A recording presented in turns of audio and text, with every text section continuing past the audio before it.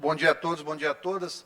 Nós subimos à tribuna hoje para falar um pouquinho dos acontecimentos dos últimos dias, da prestação de contas do mandato, das ações também nas últimas semanas, mas com a preocupação de que já, mesmo com a vacinação que tem sido cada vez mais frequente no país, a gente já passou de 15% da vacinação de primeira dose dentro do Brasil, já chegamos a praticamente 10% da segunda dose, mas há uma preocupação crescente no mundo com a variante da Índia agora. É mais uma variante que, infelizmente, a sinalização que a gente tem dos pesquisadores é que as vacinas mais potentes elas têm uma eficácia limitada contra a vacina. Dados, por exemplo, que foram relatados em Israel mostram que já há mais de 40 casos da cepa indiana transmitidos por viajantes. Inclusive, há um pedido dos secretários estaduais de saúde ao Ministério da Saúde para que haja uma restrição das viagens, principalmente da Índia. Qualquer pessoa sintomática tem aí pelo menos uma quarentena de 14 dias para que a gente tente reduzir essa disseminação e avance no processo de vacinação dentro do país. Fato é que o que está acontecendo dentro da Índia é extremamente perigoso se isso vier a acontecer no país. Há uma falta de oxigênio, falta de hospitais, pessoas na Índia morrendo em ambulâncias, um cenário que consegue ser ainda pior do que a segunda onda aqui no país. Lembrando que lá na Índia trata-se da segunda onda. Então, novas variantes, elas têm sido identificadas, a gente parece ter uma sinalização de que vai demorar para ter uma resolução completa. Já estão se estudando a adição de novas cepas nessas vacinas atuais para fazer as atualizações. A gente já vem falando isso há algum tempo aqui, mas pelo menos até o momento, no Maranhão, o cenário é de controle de estabilização da doença. Várias alas, viu, deputado Arnaldo, já foram fechadas em hospitais particulares, em hospitais públicos também, deputado Carlinhos. Várias alas também têm sido fechadas. Os atendimentos de urgência nas unidades de pronto atendimento já caíram mais de 35% também em relação à Covid-19. E é claro que isso subsidia a reabertura dessa casa em momento muito apropriado. Para nós, no Parlamento, é uma satisfação voltar à tribuna, porque a gente consegue criar um canal de comunicação melhor com a população, claro, expor as situações que estão acontecendo e ajudar nas situações que estejam por vir. Então, em relação à situação do Maranhão, volto a dizer, essa semana o governador deve se pronunciar sobre medidas restritivas. É preciso que a gente tenha um olhar aí sobre o avanço da reabertura diante dessa melhoria dos números aqui dentro do estado do Maranhão. A reabertura principalmente do setor de serviços, dos restaurantes, dos bares, do setor de alimentação. Essas pessoas, esses empresários, os profissionais que trabalham nessas empresas, eles têm sido extremamente prejudicados na pandemia.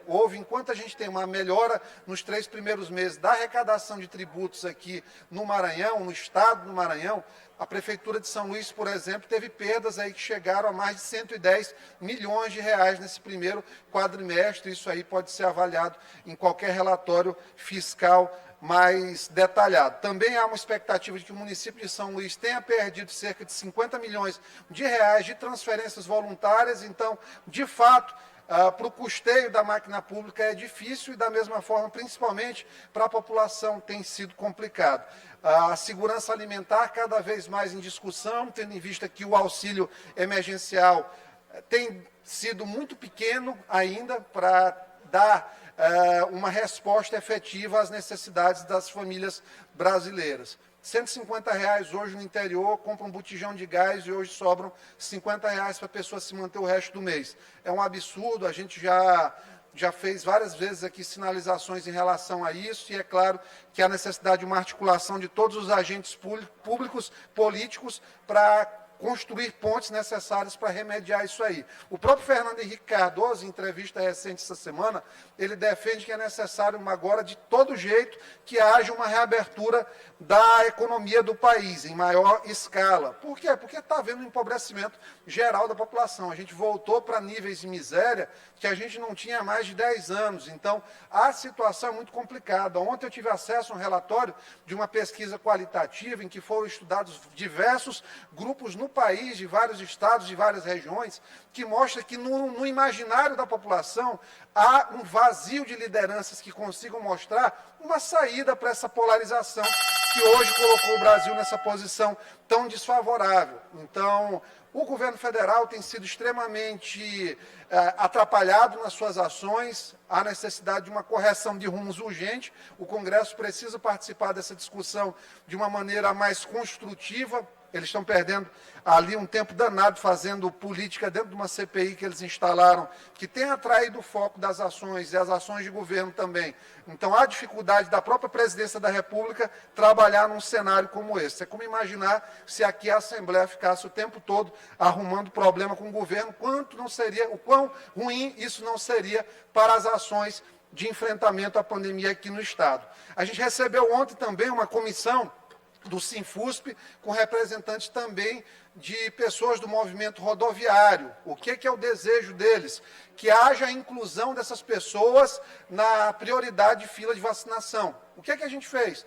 Claro que a gente não se aproveitou com o populismo midiático que às vezes a política se apresenta nessas situações. A gente pediu dados para eles, para que a gente conseguisse verificar as faixas etárias em que esses profissionais estão inseridos, para que a gente pudesse fazer uma defesa mais adequada, por exemplo, da vacinação entre 40 e 60 anos de quem estiver, porventura, trabalhando para essas empresas. Então, a gente vai dar um retorno para eles também a partir do momento que a gente tiver esses dados, porque só de posse dos dados nós iremos tratar com os secretários respectivos, secretários de saúde da Grande Ilha e com o secretário estadual de saúde também. Não poderia deixar de destacar aqui a reunião que tivemos ontem com representantes do FERJ, do Fundo Estadual de Receitas do Poder Judiciário, em relação à pauta dos cartórios. Nós apresentamos uma tentativa de modificação legislativa para a Defensoria, para o Ministério Público, para o próprio Tribunal de Justiça, para compensação, para que haja uma distribuição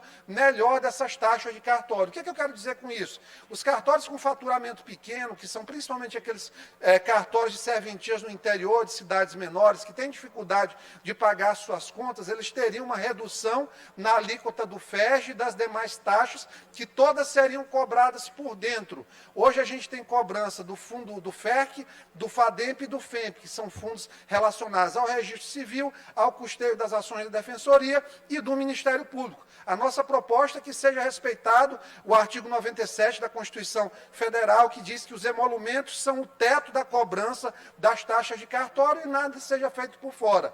A verdade é que nós estamos tentando construir essa situação de maneira a reduzir as taxas para os cartórios menores, que são 84% dos cartórios do Maranhão, chegam aí a faturar até R$100 mil, 84% dos cartórios, só que 16% passam disso, e pasmem em vocês, tem 5, 6 cartórios aqui no Maranhão que faturam mais de R$500 mil, algum deles chega a ter faturamento de mais de R$1 milhão por mês. A gente está fazendo justiça distributiva da mesma forma que uma pessoa que ganha menos, ela paga menos imposto de renda, e quem ganha mais, claro, vai pagar mais imposto de renda. Nós vamos dar um alívio financeiro aos pequenos cartórios e garantir que os cartórios que são multimilionários sejam apenas menos multimilionários. É claro que a gente já sabe que vai haver uma reação por parte desses cartórios, eles já estão se mobilizando, tentando influenciar dentro do Tribunal de Justiça as decisões, mas a gente confia e tem confiado bastante nessa relação com o pessoal da Corregedoria, com o desembargador Paulo Velten, com o presidente Lorival Cerejo, pessoas que têm um trabalho destacado e têm feito com muita correção essa correição também das ações dos cartorários aqui no estado do Maranhão. Chegando aí o próximo domingo, Dia das Mães, aproveito a oportunidade para congratular todas as mães do Maranhão, na pessoa da minha mãe, Dona Marlene, da minha esposa, Juliana Brito, também, que são grandes mães, mães devotadas, e que, como as mães maranhenses, são mulheres guerreiras, lutadoras, que fazem cada dia o seu melhor pelos seus filhos e pelo seu estado também. Eram essas palavras. Desculpe a delonga aqui, presidente, mas como o deputado Roberto Costa aproveitou maravilhosamente, eu também me senti apto a fazer o mesmo. Muito obrigado.